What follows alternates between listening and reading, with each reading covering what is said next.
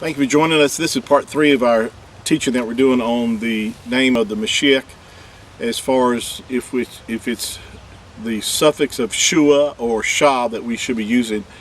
And we left off we discussed in our last session about the name. First of all, the name could not have been, or the Mashiach's name could not have been Yeshua, which most Messianic believers use that term to address the Mashiach. But that name is not Hebrew. You will not find it in a Hebrew lexicon as far as being a proper name. It is, I say, a Hebrew word which means they cry. We talked about in our last session in Psalm chapter 18 verse 41, you'll find that King David used the word they cried, and the Hebrew word that he used was Yeshua. If you look that up, you'll be able to verify that. So it's not a proper name. And it definitely was not a name that was not a proper Hebrew name. Let me put it that way. It was Yeshua is a Aramaic word or name that was used shortened from the Joshua, who you know is Joshua the son of Nun. His name was changed throughout the scripture after the Babylonian captivity. You see the name being changed and shortened, but the Mashiach's name is you never see the word Yeshua attached to the Mashiach's name. I mean, to being identified with the Mashiach anywhere in Scripture. You will find Yahusha as the name that was given by Yahuwah in Zechariah chapter 6 verse 11 and 12. That it was a foreshadowing of talking about the high priest Yahusha, which we talked about as being translated as Yahuwah is our righteousness. He is the son of Yahusha.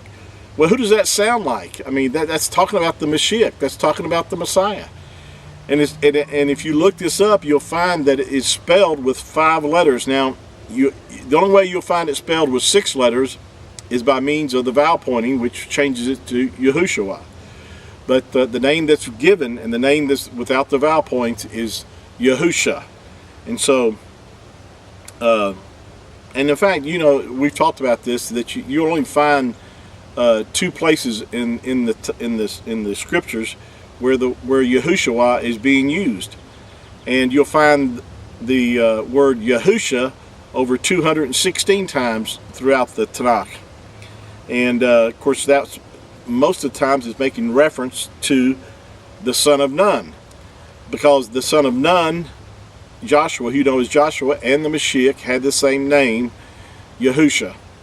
And we talked about in our first teaching how that Joshua or Yahusha's name was changed. Originally was Husha, and it was not Hushua, it was Husha. You can look this up in Numbers chapter 13 verse 16 to verify that the original name, and it was changed by Moses or Masha to Yahusha, and he did it by adding the first letter of the Creator's name, the letter Yod. And so even with that, but keep in mind, when we talk about this, because people relate that they know that the son of Nun, Joshua the son of Nun, and the Mashiach had the same Hebrew name, they get it confused because they see where that Joshua's name was, say, shortened to Yeshua, and thinking that that's okay then to call the Mashiach Yeshua. But see, that's not pure Hebrew, it's Aramaic, and it's not even a proper Hebrew name.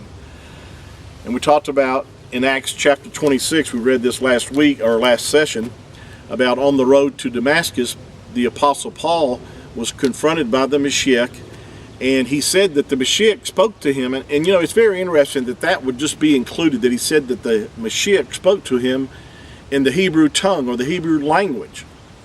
Why even mention that unless it was important for us to understand that when the Mashiach gave his name, because Paul or Shaul said, "Who are you?" And then our English translations, it says, "I am Jesus, who you persecute." But we know that that's not the Mashiach's name. He actually spoke to him in Hebrew, and he had to have said Yahusha was his name, being that Yahusha is Hebrew and not Yeshua. So now, one thing that confuses a lot of people is because when you look up in your concordance, if you look up, first of all, if you look up the word or the name Jesus in your concordance, it's going to give you the Greek letter G2424, and then when you look that up, it's going to tell you that it comes from the Greek word Jesus. The Latin word is Jesus. Originally in the King James, that's the way it read. It was actually would have to have been pronounced Jesus, because it wasn't spelled with a J, it was spelled with an I, and it's spelled I-E-S-V-S or I-E-S-U-S is the way it's spelled in the original King James 1611 Bible. So it had to be pronounced Jesus, because that's the only way that you could have said his name. Well, we know that the Creator didn't give the Mashiach a name as a Latin name, Jesus, nor would he given him a Greek name, Jesus. So, but if you look this up, it's going to refer you that this name is originated in Hebrew, and the Hebrew name they're going to give you is Hebrew number 3091, which is going to, when you look that up, now here's something you need to really understand, because this is where a vast amount of confusion has taken place. Strong's Concordance translated the scriptures, or and all his translations, and that he uses, even the transliteration of words, is based on the Masoretic text, meaning the vowel points, and that's what he used in his translations. Being that we understand that the Masoretic text was corrupted as far as being able changing the way that names were pronounced, we know that our Creator's name, if you look up the Creator's name, it will give 2 or 3 different variations of how to pronounce his name. And that's because they use different vowel points to change the way the name would be pronounced. Well, the same thing has happened with the Mashiach, or the Messiah's name. Now, when you look up, again, it'll refer you to the Hebrew number 3091, which is, it'll tell you that it's Yahusha. But here's something you really need to look at. It tells you the etymology of this name, in other words, where it came from. The root of it is from Hebrew number 3068, that's Yahuwah's name. 3068 is the Hebrew numbers that you would look up to find Yahuwah's name. And then it says, and 3467, which is the Hebrew word Yasha.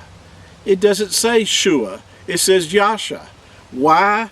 Why even a third grader could figure this out, that when you put Yahuwah and Yasha together, you get Yahusha, not Yahushua, because the Hebrew number here, 3467, is the Hebrew word for salvation, not Shua. Shua has a different Hebrew number. It's 7768, 7769, which means to cry out. It also has a meaning of wealth or riches, but predominantly it's mainly used for the word of to cry out, is what the word Shua means. Now it's been vowel pointed to also mean the word vain. You'll find this in Exodus chapter 20 verse 7 in the 3rd commandment, where it says that we're not to take the Creator's name in vain. The English translation says vain, but the Hebrew word is vowel pointed to sound Shava, but it actually is spelled Shua the same way that you would spell Shua with a shin, shin uah, and an ayin. That's how you would spell it, and that's how it's spelled. It's actually spelled with shin shin uah, and it uses, instead of ayin, it uses the aleph for the shava part here, but it still would be pronounced as Shua. And so that's one of the meanings really of the word Shua, would be vain as well. It actually means to when Yahuwah said, "Don't take my name in vain," the word actually translated it would be to mean desolate. It also means to falsify. In other words, don't misrepresent my name. Don't falsify. That's a commandment that's been broken how many times when you think about how that the Creator's name has been substituted with the word Lord. Well, that makes it desolate. We don't recognize it. We treat it as that it doesn't bear the importance that it should, and that's taking His name in vain. But going back to this right here, and then we're going to stop here and pick back up on our next session. But the going back to the word here, it's going to give you from the Strong's Concordance, from the name Jesus, it's going to refer you back to let you know that it originated, or in other words, its original name. And this is something that's crazy: is why did they change the name in the first place? And why didn't they? You did not have to go into Greek and Latin in English to get to the Mashiach's name.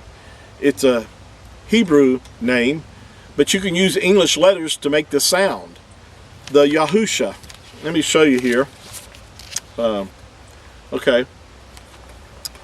If you can see this is the letters Yahusha. That's how you pronounce these letters right here that are in Hebrew. This is your modern Hebrew script here. This is the first three letters, and by the way, Hebrew reads from right to left, opposite of the way English does. But from right to left, these first three letters is the Yod, the He, or the Ha, and the Ua. I call it U. In modern Hebrew, this letter is referred to as a Wa or a Vav, but in ancient Hebrew, there was no V or W sound. It was a U sound. We're going to prove this out later and show you more about that. But Yahu, the next two letters, the Shin, it looks like a W, but that's actually the Shin represents like the teeth. You make the sh sound, and that's how they made that letter to look like your teeth. The Ayin is the last letter, and or Ayin is how it may have been pronounced in ancient Hebrew. But Yahusha, it makes the Ah sound. Yahusha is how you would say the Mashiach, the Messiah's name, pronounced as Yahusha, is the way you would pronounce his name. We talked about the original name of Joshua was Husha. That's how his name was pronounced. These are the letters that you would find for Joshua's original name before it was changed by Moses in Numbers chapter 13 verse 16. There's the He or the Ha, the Ua or the U, the Shin and the Ayin. You would say it Husha. It's the only difference between here and this name here and this here is the letter Yod right there at the beginning. It makes the Yah sound, so Yahusha. That was Joshua's original name, but it wasn't Hushua. It was Husha. So we're going to get more into this, and we're just taking this one step at a time. I know you got a lot of questions. You'll say, I've already gotten some comments and people saying, well, what about this? What about that? I just can't, deal with everything on a short 5 or 10 minute broadcast here, but we'll get to everything, I believe. If not, then we'll just, continue to send me a message and let me know. If I don't know, we'll just pray about it and seek Yahuwah about it. So I enjoyed our time together. This is a blessed, nice, prosperous day out here. It's about 72 degrees. However, the weather's going to change quite a bit the next day or two, they say. But while we have this good weather, I like to do the recordings outside. And so thank you for our time together. I hope you're being blessed. Let me know that you are. If you're enjoying these, please let me know. Let me know you're understanding things. If you have a question, let me know. I'll try to answer them. Sometimes I can't get to you right away because I'm trying to. If I stopped and answered every question, then I couldn't stay focused on what I need to really bring out. And you'll find I probably would answer your question if you just stay with us and listen to the next teachings that we have coming up. So I love you. Yahuwah loves you. And till next time, shalom.